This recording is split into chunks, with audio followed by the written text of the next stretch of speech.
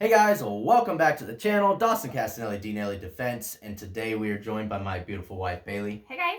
And we just wanted to talk about our preferred method for concealed carry, especially when it pertains to women, right? Now, there are a lot of ways to carry.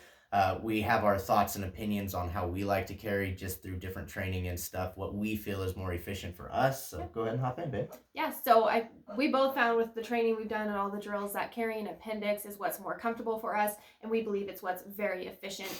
It's just easy to access at any time, and if you guys have seen any of our previous videos, you know that we have children. So if, Lord forbid, I ever have to draw my weapon and use it and I get attacked, there's a good chance I'll be holding either one baby or two, or all my groceries, and just knowing that it's right there and it's easy to access and it's quick, it's very comforting for me to know that, and it's very comfortable to carry. So right, and having that control, right? It's all about having control of your firearm. Guys, you have to remember that it is your responsibility. That firearm, if you are or going to start concealed carrying, you are 100% responsible for your firearm, just the same as you are 100% responsible for every round that comes out of that barrel, right? You are responsible. So having it in that appendix area where you are in full control, it's in the front part of your body, we find to be better. Right. And it's also more efficient, right? And in a time where seconds count or milliseconds count, efficiency is absolutely everything. See, think about being in an altercation with somebody and they're coming up to you, they have a knife and they're trying to stab you, or they're trying to get you with a gun and you're having to use this hand to defend yourself.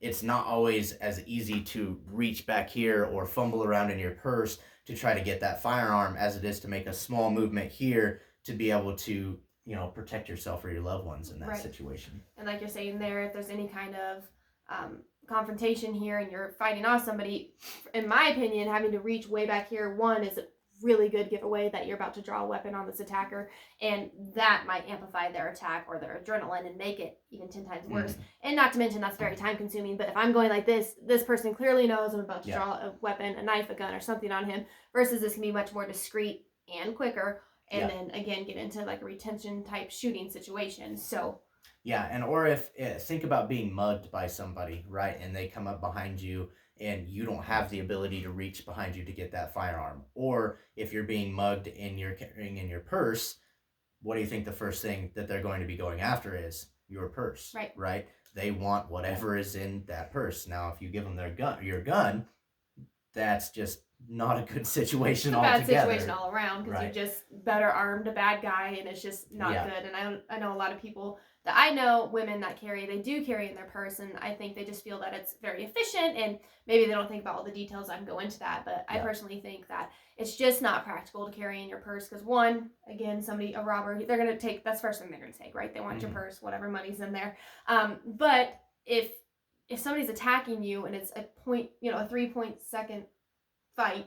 Sorry, as I stumble there with my words, but if it's 3 seconds in a total beginning to end gunfight, then you really truly don't have time to unzip your purse, look around for your weapon, unholster it. If you don't have it chambered, chamber your weapon. I mean, by then it's all over. So yeah, and again, like I said, efficiency counts in those just barely any time that you have to do that. And guys, again, what she was just saying, that's 3 seconds is what most fights happen in. That's start to end. That's not you have 3 seconds to actually draw and be able to defend your life. You have very little time whatsoever. I also know other scenarios of a lot of people that I know that when they go to the grocery store, they put their purse in the cart, and then I've seen them walk 6 feet away from the cart shopping over here, and their purse is sitting in here. At that point, anything could happen. And again, and I cannot emphasize this enough, you are responsible for that firearm. If you are going to start to conceal carry, really put a lot of thought into it. And I know a lot of people are intimidated to carry on their person and think that it might just be uncomfortable, but it's really not. Now, if you practice enough and you carry enough, it's second nature. It's like having a wallet, right? You almost can't even walk out the doors without it. You're like, wait, I gotta have this on now. Like something's missing. And I've had a lot of even my family and friends ask me, well, how do you carry on you? Isn't that uncomfortable? And you're petite and so on and so forth. But I think the right equipment is huge to make it comfortable and make everything just fit. And yeah, it is a little different at first, but Dawson was really great when I first started concealing and just having me wear my weapon around the house just to get comfortable with it. And I've had the question, well, doesn't it get in the way when you're loading babies in the car seat or anything like that? And it really doesn't once you're comfortable with it. So, and again, that's where finding the right equipment, that's where doing that research to find a gun that you enjoy to shoot that's easy to carry for you, and finding a holster that works really well with it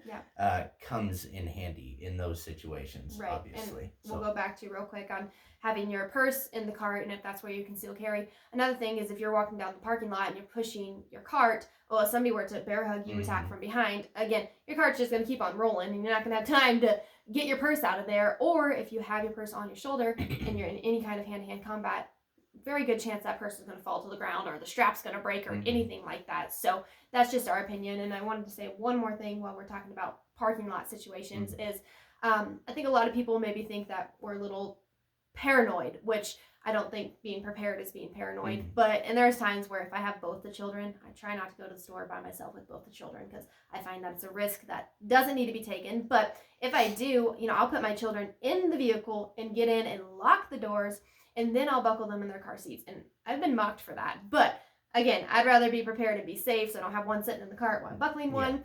But anyways, people talking about us being paranoid. Well, we live in a really small town in Nevada.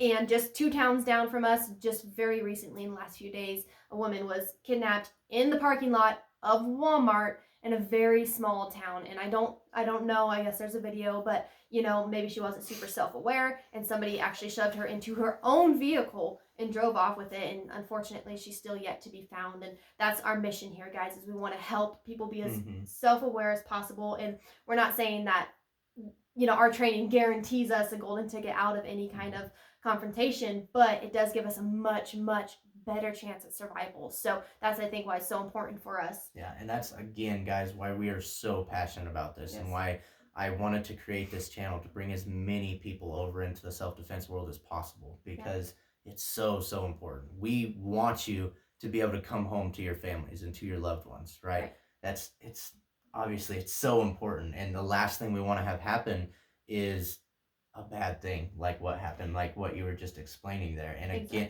we never think it's going to happen to us until it does. And she was just talking about being self-aware. That's the most important part of self-defense completely. And again, we've talked about this in previous episodes, but go to a Walmart parking lot and look around and see how many people are truly self-aware and not just buried in their phones. Right. And I know there's a lot of people that say, well, I don't put myself in those kind of situations, but you go to Walmart, you go to Target or Rayleigh's or Smith's, wherever it is you shop, right? Like, yes, that's great. You're not going down dark alleys at night. I don't do that either. I don't go running by myself at night, anything like that. But it can be anytime, any place. I mean, think of all the active shootings there's been at schools, at gas stations, anything. Walmarts, anything like that. So you truly never know. Hospitals, I mean, churches, So it's just something to think about and consider. So yeah, absolutely. And guys, we're going to do a 2-part video to this. So we want to do one part out at the range where we're showing why we feel it's a little bit more efficient in those specific kind of draws, and do different drills just to kind of, I guess, show why we've come to this conclusion for us, and maybe it'll help you guys as well. For sure. And then I had a question for you, because I know it's kind of asked a lot, or people think about that. A lot of people like to open carry, and why do you think that's not the best situation for us anyways? So open carrying is, and a lot of people like doing this because they say it's going to keep people from doing anything bad. I don't necessarily agree with that. I think if a bad person is going to do something, they're going to do it. And if they see you open carrying, now they know, well, I need to take this person out first. Or there's a ton of instances of people that open carry and somebody comes up and grabs their gun before they can even get to it, and now it's used against them. And those situations are not something that we want to be in, right? But we don't want to let the bad guy know that we are the first target they better take out in order to implement the rest of their plan, doing any kind of harm to people, right? Again, the last thing we want to have happen is anything bad to anybody around us whatsoever. Right. And I think that's a really good point, is they'd say, well, they want to take me out first because I'm a threat. Well, exactly. You're a threat that could get in the way of their plan. And again, they've already premeditated this. They want whatever attack it is that they're going to do, they want it to come through for them. And now they know who they need to take out first in order to execute their plan. And I think, somebody might argue, well, I'm aware they wouldn't be able to grab my weapon, but truthfully, if you're talking to somebody at Walmart, it would not be that hard for somebody to just grab your gun and keep walking, or grab it and shoot you and do whatever it is that they might do. So, I know that's a lot of people might argue that open carrying is the best, and it might be for some people, and if that's what you're comfortable with, that's great. And I've even asked you that first training, like, well, why don't we open carry, or police officers open carry? Yes, but they're also in full uniform. Everybody knows a police officer is armed.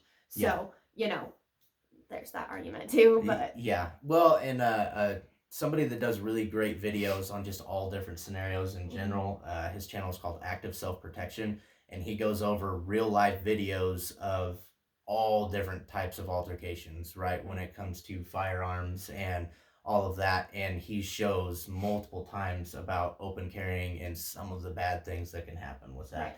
Right. But I urge all of you to go watch his channel too, because it is real life scenarios. And he shows you, just breaks them down, start to finish. So that's a good one to go watch. One more thing, we're talking about open carrying and conceal. I've heard people that open carry say, well, I just doesn't fit well in my pants. Okay, well, you can buy a bigger size pants. Yeah. Like, I had to go up a size in my pants to be able to conceal. That's okay. That's going to take up that gap. So there's that also. Comment that I've heard. It's just kind of funny to me. But anyways. So I think we pretty much said it all. Like I said, we're going to be doing a 2-part video to this. What you guys don't know right now is we're just in our underwear chilling in our bedroom right now. But I'm just kidding. We're really not. But anyways, we're going to have fun out on the range as well. I think that's pretty much said it all, right? I think so for this time. So it'll be fun to come back with those drills so we can kind of show you guys what we're talking about and timing and everything. So. All right, guys. So remember, don't be caught off guard. Train for the unexpected. And we will see you next time. Bye, guys.